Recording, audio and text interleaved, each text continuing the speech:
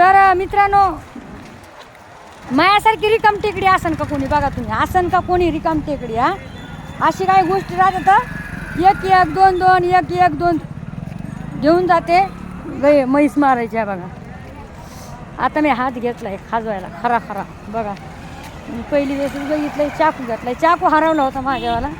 तर मग म्हणलं चला आता भाजी कापायला काहीच नव्हतं ना, मग त्याच्यामुळे मग मी चाकू घेतला. काय करू? तुमच्याकडे आहे का हे असं हात खाजवायला खरा खरा? मला सांगा नक्कीच.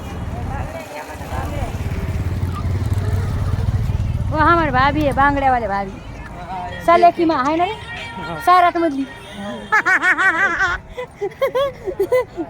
चालल्याची मा आहे.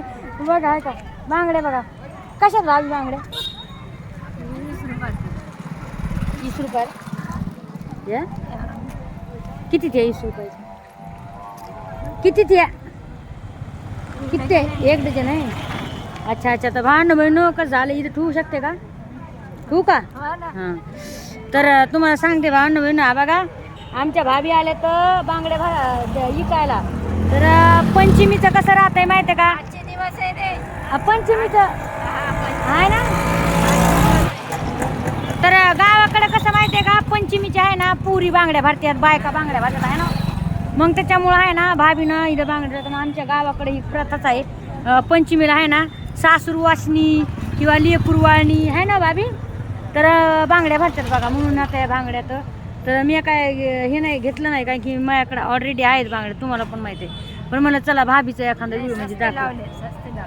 हां का? तर मग मला चला तुम्हाला दाखवायला. 100 रुपये 50 रुपये काही बघा भांडण बहिण आहे का. चला भाभी जाऊ का हो? चला थँक्यू तुम्ही व्हिडिओ दिल्याबद्दल.